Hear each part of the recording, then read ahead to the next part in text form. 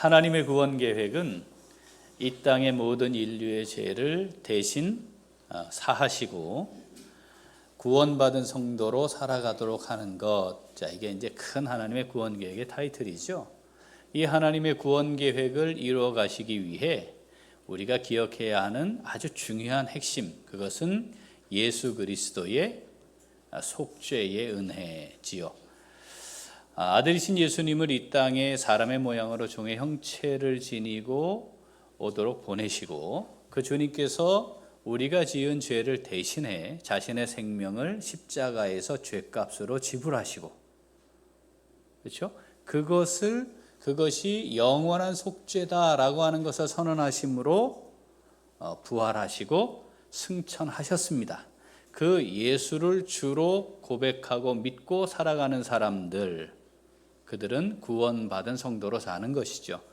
여기까지가 하나님의 구원 계획의 1단락입니다. 또 하나의 단락이 있어요. 그 이후는 그럼 어떻게 되느냐죠? 그 이후는 어떻게 되죠? 성령께서 모든 구원받은 성도들 마음에 임하시고 내주 하셔서 함께 거하시며 구원받은 성도들을 인도해 가십니다.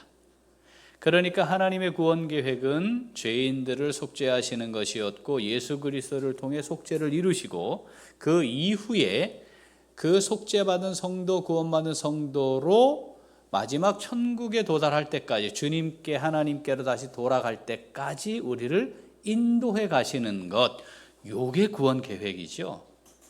자, 예수님께서 이 땅에 오셔서 속죄를 이루시기 전에 이에 대한 말씀을 여러 차례 하셨습니다.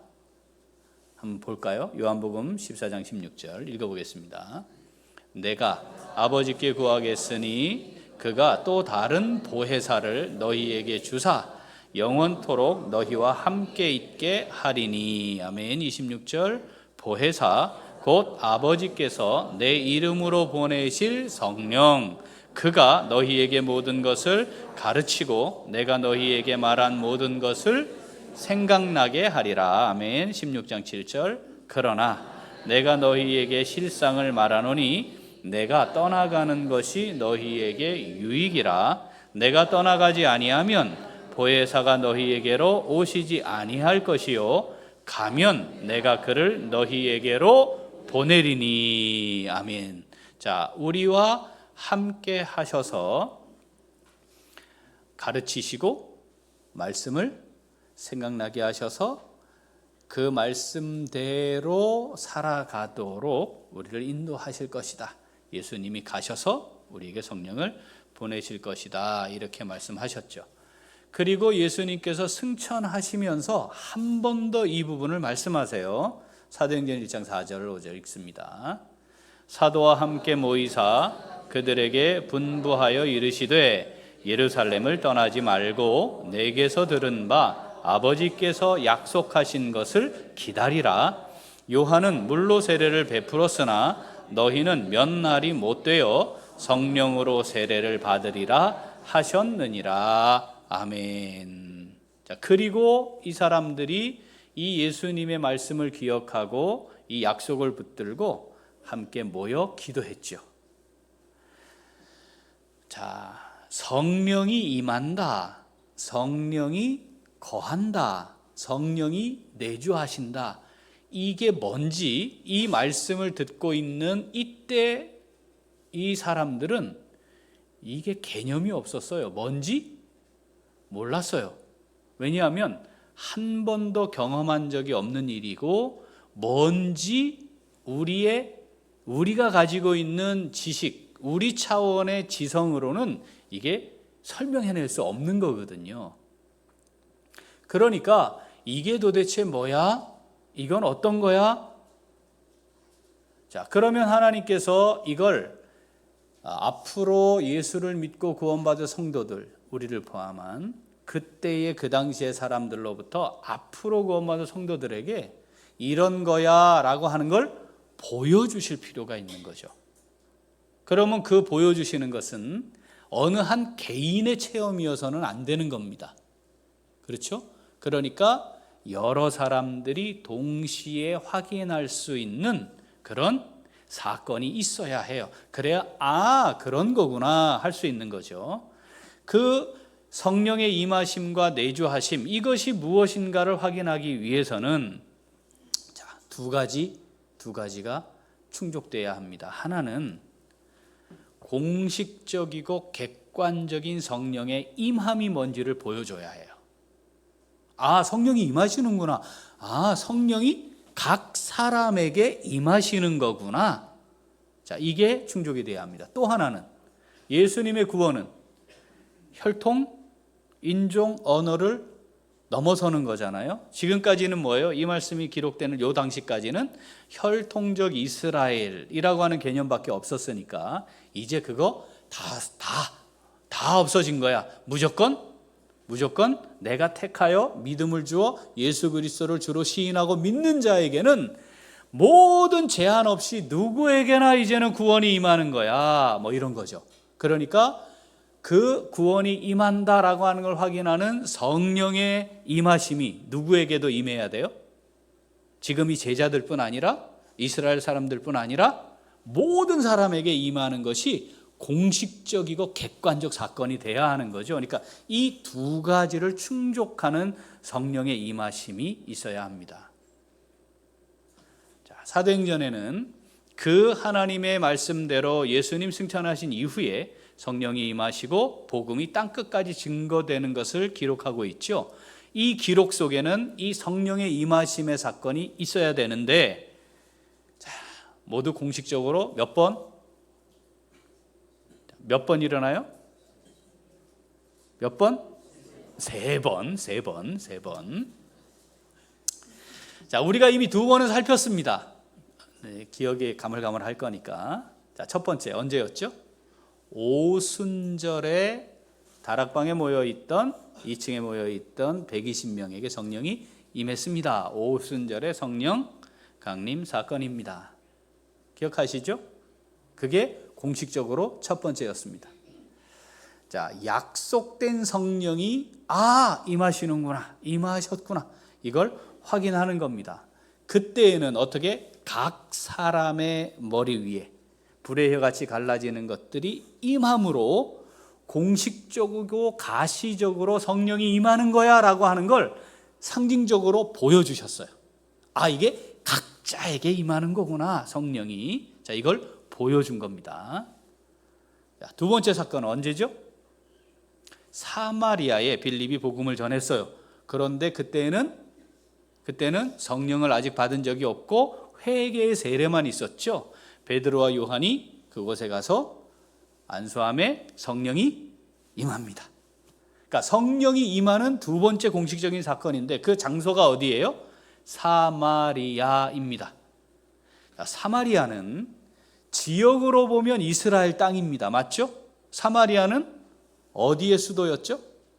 북이스라엘 왕국의 수도였어요. 그러니까 처음 시작할 때의 사마리아는 이스라엘 지경이었고 하나님이 약속하신 그 땅 경계 안에 들어가 있었습니다.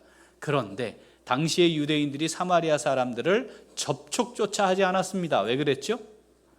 북이스라엘이 멸망할 때 아수르가 수도인 사마리아의 사람 반을 아수르로 데려가고 반을 아수르 사람으로 채웠어요. 그래서 사마리아는 이제 혼혈이 되는 겁니다. 그래서 이스라엘 백성들이 사마리아를 향해 차라리 이방인이 낫지, 어떻게 피를 섞을 수가 있냐 해서 이방인보다도 더 구원받지 못할 사람, 이런 인식을 갖고 있었어요. 그런데 엄밀하게 따지면 지역적으로는 이스라엘이고 반은 이스라엘 혈통이잖아요, 피가. 그렇죠? 그러니까 하나님께서 두 번째로 성령을 보내시는 건 유대인들을 위한 겁니다. 절대 저것들은 안 돼라고 하는 곳에서 성령이 임하는 사건이 일어나므로 제한이 없어. 이제는 너희들이 생각하는 그런 거 아니야. 너희들이 생각했던 또 율법적 기준에 의한 제한은 다 없어진 거야 라는 의미로 공식적으로 사마리아에 성령이 임한 것입니다. 이게 두 번째입니다. 그리고 이제 세 번째, 그럼 뭐 어떻게 성령이 임하는 게 필요할까요? 제한이 없어. 누구에게 임해야 될까요? 이젠 이방인들에게. 이젠 모든 믿는 자들에게 성령이 임하시는구나. 이걸 완전히 선언하는, 종결하는 의미로 선언되는 것, 이방인들에게도 성령이 임하면 되는 거죠. 어떤 사람이면 더 좋을까요? 이방인들 중에서도 이방인들 중에서도 절대로 구원받을 수 없다고 여겨지는 이방인들, 이러면 더 좋지 않을까요? 자, 그게 바로 누구예요? 로마의 압제자. 그러니까 이방인인데 지금 뭐 하고 있어요? 하나님의 백성들을 압제하는 이방인. 이건 이방인의 끝인 거죠. 그렇게 상징적인 인물이 누구였다? 바로 고넬료. 통치 권력을 가지고 그 땅을 다스리는 군대 백부장. 그리고 그와 함께 하고 있는 귀족들, 로마의 통치 세력들, 이것이 그것을 상징하는 거죠. 자, 사도행전 10장 44절부터 읽어보겠습니다. 베드로가 이 말을 할 때에 성령이 말씀 듣는 모든 사람에게 내려오시니 베드로와 함께 온 할례받은 신자들이 이방인들에게도 성령 부어주심으로 말미암아 놀라니 이는 방언을 말하며 하나님 높임을 들음이러라. 아멘. 자, 이 말을 할 때에 성령이 임했대요. 자, 이 말을 할 때 뭔 말 한 거였죠? 앞에 있는 거였어요. 예수님이 재판장으로 산 자와 죽은 자 심판하러 오실 것이다. 심판하시는 재판장이시다. 그 다음 그 이름으로, 그 이름을 힘입어 구원받는 것이야, 속죄의 은혜를 받는 것이야, 요게 선언된 거였어요. 요 말이 선언될 때에 이런 거예요. 성령이 말씀을 듣는 모든 사람에게 내려오시니. 자, 구원받은 성도들에게 성령이 부어진다고 그랬어요. 성령이 임하는 거예요. 그러면 앞에 조건이 뭐라는 거예요 지금? 하나님의 말씀이 선포될 때에, 하나님의 구원의 은혜가 무엇인지 말씀이 증거될 때에, 오순절의 성령 강림도 마찬가지죠. 그때에 성령이 임하시는 거였습니다. 이 말을 할 때에, 자, 말씀과 함께 성령이 임하신다는 거 우리가 확인할 수 있습니다. 그리고 지금 모여있는 사람들은 이방인들이고 이방인들 중에서도 절대 구원받지 못할 것 같은 이방인들이니까 이제는 제한 없이 성령이 임한다는 거, 이거 보여주고 있는 거죠. 자, 성령을 받은 이들, 이제 고넬료와 거기 모여있던 로마의 귀족들, 자, 성령을 받았어요. 그 성령이 임한, 성령을 받은 성도, 어떤 변화가 일어났느냐? 이렇게 기록합니다. 방언을 말하며 하나님을 높였다. 방언을 말하며 하나님을 높였다. 방언으로 하나님을 높였다, 이럴 수도 있고, 방언은 방언대로였는데 하나님을 높였다, 이럴 수도 있어요. 그런데 사도행전 2장 오순절 성령이 임할 때를 우리가 가보면 방언으로 하나님의 큰일 말했다 그랬거든요. 그러니까 아마도 여기도 방언을 하는 것이지만 그것이 뭐였다? 하나님을 높이는 것이었다, 이렇게 이해할 수가 있습니다. 성령을 받은 사람, 성령이 임한 사람, 뭐 했다고요? 뭐 했다고요? 하나님을 높였습니다. 하나님을 높이는 사람이 되었다는 겁니다. 그의 삶에 뭐가 나타나게 되어 있다고요? 하나님을 높이는 것이 나타나게 되어 있다라는 것을 지금 보여주는 겁니다. 말로 한 거죠 지금, 그죠? 하나님을 높이는 걸 들었다 그랬으니까 말로 한 거죠. 그런데 이게 말만이 아니었어요. 이 사람들 다 누구예요? 로마 사람들이죠. 당시에 예수를 주로 시인하면 어떻게 돼요? 예수를 왕이요 주로 고백하면 어떻게 돼요? 처벌돼요. 처벌. 최근에 어떤 일이 일어났죠? 유대인의 왕이라, 자칭 유대인의 왕이라 한 수괴를 십자가에 못 박아 처형했거든요. 그리고 그를 따르는 자들은 이제 뭐가 돼요? 그의 남은 무리들, 잔당들이 되는 거죠. 그러니까 당시 그 시대에 예수를 주로 시인하고 예수를 왕이라 고백하고 그걸 믿는다고 고백하는 순간 자신의 삶의 모든 걸 다 잃어버리게 됩니다. 이 사람들은 가진 게 없는 사람들이 아니었습니다. 가진 게 없는 사람들이야, 잃어버릴 게 없는 사람들이야, 나 어차피 나 다 잃었어 이미, 그러니까 이젠 아무 상관없어, 뭐 이런 게 아니라는 거죠. 로마의 귀족 신분으로 살고 있고 다른 사람들과 비교했을 때 아무 부족함이나 결핍이 없는 삶을 살고 있습니다. 나름대로 권력도 있고 힘도 있고 인정받으며 떵떵거리며 남부러울 것이 없는 그런 사람들의 그룹이라 이 말이죠. 만약 이 사람들이 자기들이 지닌 걸 다 잃게 된다고 하면 그 결단은 말 그대로 목숨을 걸고 하는 것과 다르지 않은 겁니다. 지금 당장 죽느냐 마느냐 이건 아닐지라도 모든 걸 다 내어놓고 그걸 걸고 하는 것과 같은 거죠. 그러니까 이 사람들이 지금 입으로 하나님의 구원을 말하고 예수 그리스도의 속죄의 은혜를 받아들이고 선포된 말씀을 받아 아멘하고 이제는 내가 주를 따라 살겠습니다라고 한다면 그건 말뿐이 아니고 뭐를 다 건 거라고요? 자기의 인생 모든 걸 다 건 것과 다름이 없는 것이라는 말입니다. 그러니까 하나님을 높이는 말을 하는 사람이 아니고 뭐예요? 하나님을 높이는 삶을 살아가는 것이다 라고 하는 것을 지금 하나님이 선포하고 있는 겁니다. 어떤 사람이 그렇게 산다고요? 성령을 받은 사람.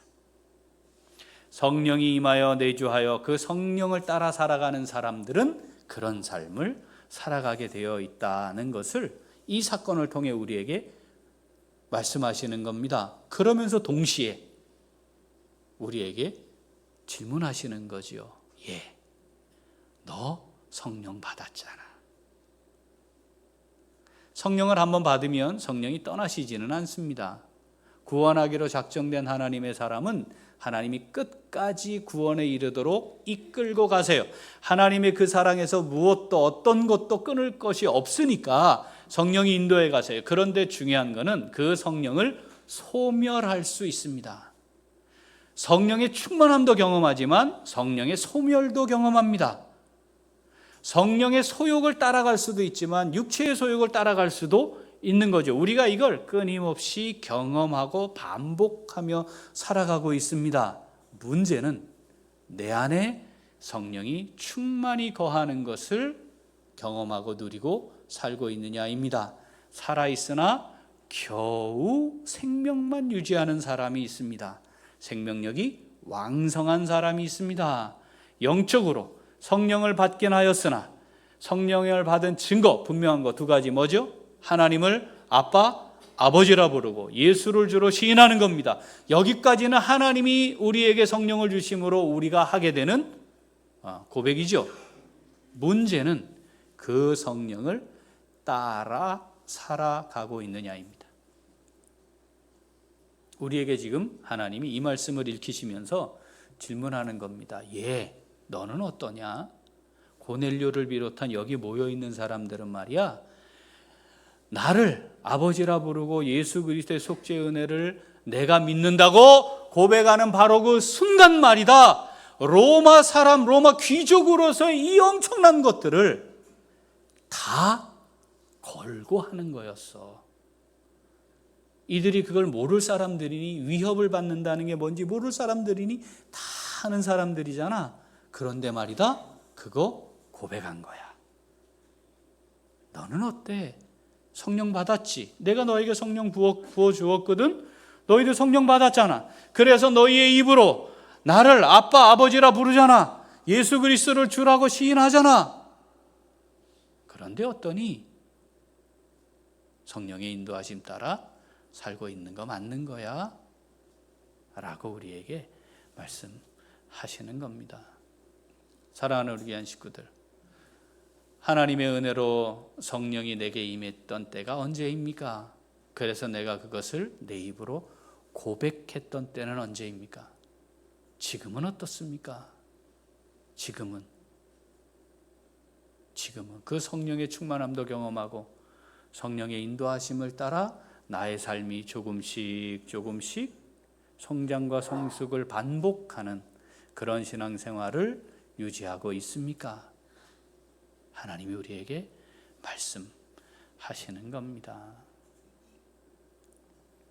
내 안에 거하시는 성령, 내주하시는 성령, 그 성령을 받은 사람으로서, 자, 고넬료와 함께 모여있던 사람들이 하나님을 높이며 살았던 것처럼 하나님을 높이는 성령 받은 사람의 복된 삶, 우리 다 함께 살아갈 수 있게 되기를 소원합니다. 자, 이 말씀 우리에게 주신 말씀인 줄 믿습니다. 어떻게 해야 할까요? 같이 읽겠습니다.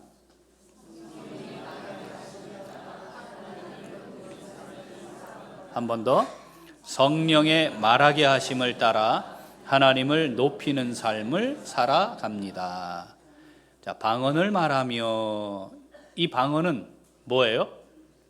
알아들을 수 없는 소리, 이상한 소리, 지 혼자만 아는 소리? 그런 거 아니에요. 이 방언은 뭐예요? 외국어입니다. 외국어. 다른 나라 말, 다른 인종이 쓰는 말, 이게 방언입니다. 배우지 않았으니까, 들어보지 못했으니까 우리의 귀에는 이해할 수 없는 소리이지만 분명한 건 언어예요. 언어. 알아듣는 사람들이 있는 언어입니다. 그런데 이 방언은 성령이 말하게 하시는 거였습니다. 다시 말하면 내가 그 방언을 하는 게 아니에요. 성령이 말하게 하시는 거였어요. 그래서 나는 하나님의 큰 일을 나의 언어로 말하는데 그 말이 어떻게 되는 거예요? 듣는 사람의 귀에 그의 언어로 들리도록 내 말이 바뀌는 거예요. 사도행전 2장 4절부터 읽어보겠습니다. 그들이 다 성령의 충만함을 받고 성령이 말하게 하심을 따라 다른 언어들로 말하기를 시작하니라. 성령의 충만함도 경험했고 성령이 말하게 하심을 따라, 충만하다는 말은 성령이 완전히 우리를 장악했다. 성령에 의해 우리의 전인격이 통제되고 있는 상태, 이게 충만함이에요. 자, 그 상태에서 이제 성령이 말하게 하심을 따라 다른 외국어를 지금 하고 있는 겁니다. 계속 읽죠?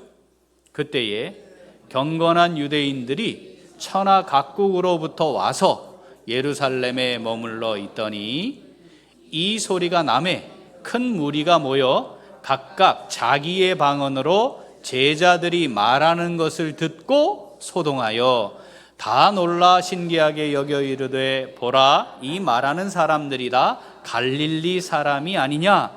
우리 각 사람이 난 곳 방언으로 듣게 되는 것이 어찌 됨이냐?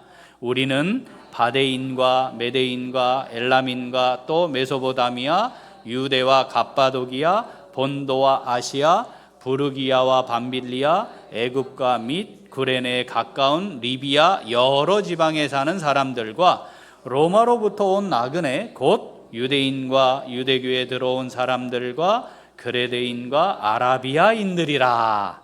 우리가 다 우리의 각 언어로 하나님의 큰 일을 말함을 듣는도다 하고. 자, 우리가 태어난 그 지역의 언어로 들은 거예요. 내용은 뭐였대요? 하나님이 행하신 큰 일, 뭐겠어요? 모든 인류를 구원하시는 예수 그리스도의 속죄와 구원 계획, 이것에 대한 하나님의 행하신 큰 일에 대해 말하는 거였습니다. 자, 성령이 말하게 하심을 따라 하는 말은, 그죠? 하나님이 행하신 일을 말하는 거였습니다. 그리고 그것은 하나님을 높이는 것이었습니다. 하나님을 높인다는 것은 단순히 하나님을 입으로 어떤 분이신지를 말했다는 차원이 아니고 자신의 인생을 다 걸고 고백하는 거였습니다.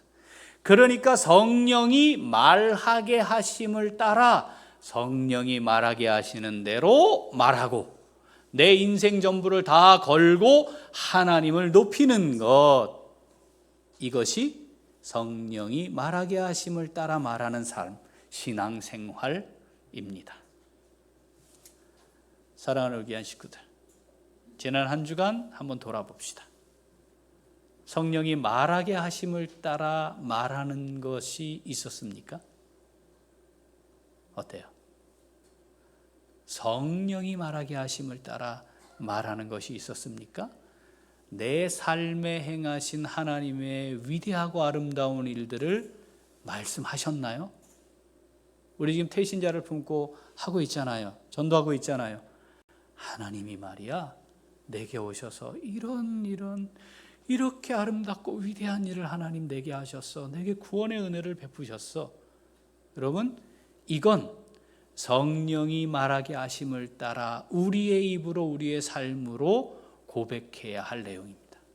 그게 있는 것이 신앙 생활입니다.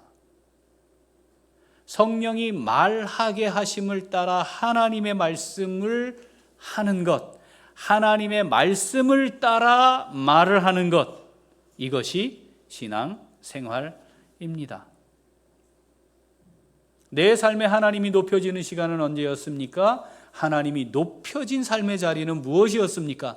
사람들이 저 사람이 하나님을 높이고 있구나. 그래? 하나님 이런 분이야? 라고 들을 수 있는 때는 언제였습니까? 지난 한 주간 그것이 우리에게 있었는지 돌아보아야 합니다. 이사야 12장 4절 같이 읽죠? 그날에 너희가 또 말하기를 여호와께 감사하라. 그의 이름을 부르며 그의 행하심을 만국 중에 선포하며 그의 이름이 높다 하라. 아멘. 그의 행하심을 만국 중에 선포하는 겁니다. 내게 행하신 일이 뭡니까? 선포하는 겁니다. 그래서 내가 하나님의 사람으로 성령의 인도하심을 받으며 내가 살고 있어.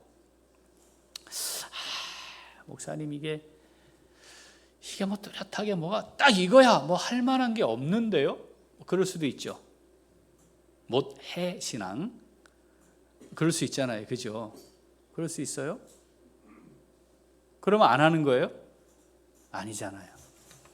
하나님이 행하신 어마어마한 일들이 여기에 있습니다. 그러니까 만국 중에 하나님의 행하신 일을 선포한다는 것은 내가 경험한 주관적인 하나님뿐 아니라 이 성경에 기록되어 있는 인류를 향한 하나님의 구원 계획과 행하신 이 엄청난 일들을 선포하는 겁니다. 뭐가 있어야 돼요? 우리의 삶에 이게 있어야죠. 우리 자녀들을 앉혀놓고 하나님이 행하신 일이 이런 거란다. 하나님이 너를 통해서도 하나님이 그렇게 일하고 싶어 하시는 거야. 선포해야 하는 겁니다. 그런데 예배 시간에 쓰는, 요즘은 뭐 이거 없이도 되니까 예배 시간에 쓰는 소품 정도로 전락해버리면 어쩌다가 한번 생각날 때 아이고야 성경 읽어야 하는데 뭐 그런 거라면 성령이 말하게 하시는 것을 따라 말하는 삶, 성령의 인도하심을 누리며 사는 삶, 불가능합니다. 그러면 우리는 정상적인 신앙생활을 하는 것이 아닌 거죠. 살아는 있으나 죽었다 판정받아야 하는 상황에 놓여 있는 상태에 머물러 있을 수 있습니다. 우리가 살아가는 삶의 자리가 성령이 말하게 하심을 따라 말하는 삶이 되려면 어떻게 해야 될까요? 그럼 우리 안을 성령으로 채워가야 하죠.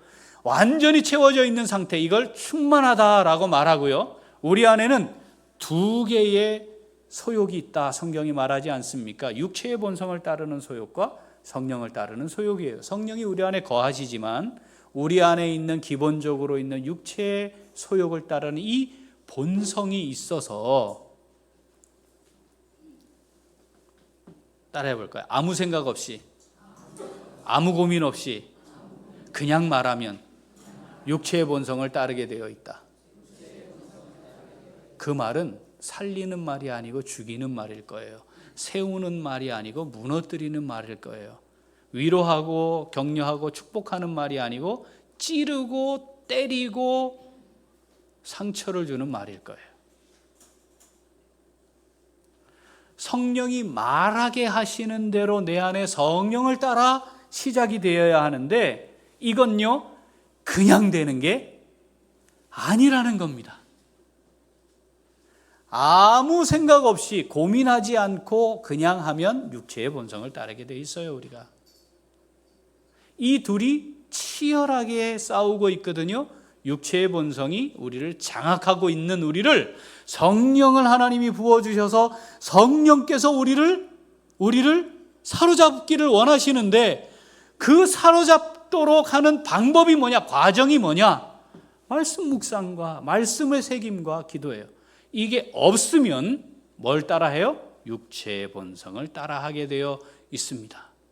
내 입에 들리는 말도 내뱉어지는 말도 그런 겁니다. 이 둘이 갈등을 하고 있어요. 갈등해야 정상이에요. 여러분 지금도 갈등이 있어야 돼요. 우리 안에. 이걸 성경이 표현하기를 싸움을 하고 있다 그랬어요. 전쟁하는 거예요. 전쟁. 우리 안에서. 지금도 이게 갈등이 되어야 정상입니다. 그렇지 않으면 뭐 하고 있는 중이라고요? 육체의 본성을 따르고 있는 중인 겁니다. 이걸 경험하는 사람의 고백이 뭐예요? 오호라 나는 곤고한 사람이로다. 이 고백이 우리에게 있어야 정상적인 신앙생활을 하고 있는 중인 겁니다. 내 안에 치열하게 싸우고 있는 육체의 본성을 따르는 소욕과 성령이 나를 인도하심을 따르려고 하는 소욕 사이의 충돌. 어떻게 해야 될까요? 성령으로 채워야 합니다. 성령으로 채워야 하고 계시는 성령이 내 삶을 내 영을 더 확실하게 장악하도록 해야 합니다. 그러면 거기에서 나오는 것이 성령이 말하게 하심을 따라 하는 것이죠. 만약에 이 수고와 노력, 고됨 이게 그냥 되는 게 아니거든요. 그걸 오호라 나는 곤고한 사람이로다. 그래서 성령을 놓고 말씀을 새기고 또 묵상하고 기도하는 시간이 없다면 뭐 하고 있는 중이라고요? 육체의 본성을 따르는 중인 거예요. 누가복음 6장 45절 그게 오늘 말씀입니다. 같이 읽죠. 선한 사람은 마음에 쌓은 선에서 선을 내고 악한 자는 그 쌓은 악에서 악을 내나니 이는 마음에 가득한 것을 입으로 말함이니라. 아멘. 성령의 충만함도 경험해보고 성령의 충만한 삶이 이런 거구나 경험도 해보고 다시 성령의 충만함에서 못 미치는 삶을 살아가면서 또 내가 성령을 온전히 따라 행하지 못하구나 이것도 경험해보며 하나님 앞에 또 엎드리고 이 과정이 지속 반복되고 있어야 한다 이 말입니다. 그게 아니면 겨우 살아있는 거예요. 일주일에 한번 예배 드리면 돼요. 인공호흡기 끼고 숨이 깔딱깔딱 하다가 이제 살아나서 가는 거예요. 어떻게 되겠어요? 다음 주까지 숨이 깔딱깔딱 하는 채로 있는 거죠. 하나님의 말씀이 우리 안에 채워져야 해요. 그것이 성령으로 채우는 겁니다. 말씀을 깊이 묵상하며 그 말씀을 마음에 딱 새기고 새겨진 그 말씀을 따라 살아가려고 할 때에 그 채워진 성령 하나님의 말씀을 따라 내 입이 채워진 그 성령에 의해 성령이 말하게 하시는 대로 말이 나오는 걸 경험하게 되는 겁니다. 지난 수요일 참석하셨던 식구들 기억하시죠? 무릇 지킬 만한 것보다 뭘 지켜야 돼요? 마음을 지켜야 합니다. 그게 그거잖아요. 우리가 하나님 앞에 기도하면 빌립보서 4장 6절 7절에 기도하면 아무것도 염려하지 말고 모든 일에 기도와 간구로 너희 구할 것을 감사함으로 기도하면 지각에 뛰어난 하나님의 평강이, 예수 그리스도의 평강이 어떻게? 너희의 마음과 생각을 뭐한다? 지키시리라. 그러니까 그 마음에서, 성령이 인도하시는 그 마음에서, 성령이 채워진 그 마음에서 우리의 입으로 하나님이 행하시는 위대한 일이 나올 것이고, 하나님의 말씀을 따라 상황에 따라 나오는 말이 나올 것이고, 하나님을 높이는 말이 나오게 되는 것이라는 뜻입니다. 하나님이 지금 이 로마 사람들, 로마 귀족들이 자신의 인생을 다 걸고 예수로 말미암아 주어지는 구원의 은혜를 따라 하나님을 높이고 있는 이 모습을 우리에게 기록하여 주시면서, 이게 너의 모습이어야 해. 이게 너의 삶이어야 해. 이게 그들만의 삶이 아니란다. 이방인 중에서도 이방인인 이들이 성령을 받고 났더니 성령을 받은 사람의 삶이 무엇인지 이들을 통해 내가 너희에게 지금 보여주고 있는 거야. 너 어떠냐? 너 어떠냐?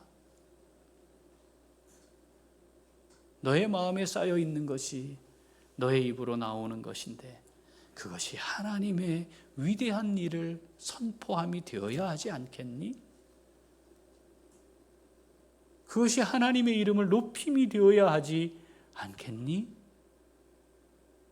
지금 성령을 받은 지가 언젠데 아직도 젖을 먹고 있어야 하는 수준에 있어야 하겠니? 하나님이 우리에게 말씀하시는 겁니다.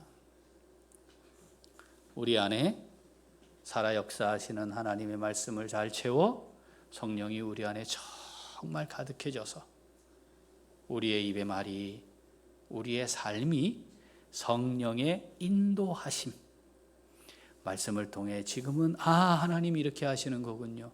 하나님 제게 이렇게 말하라고 하시는 거군요.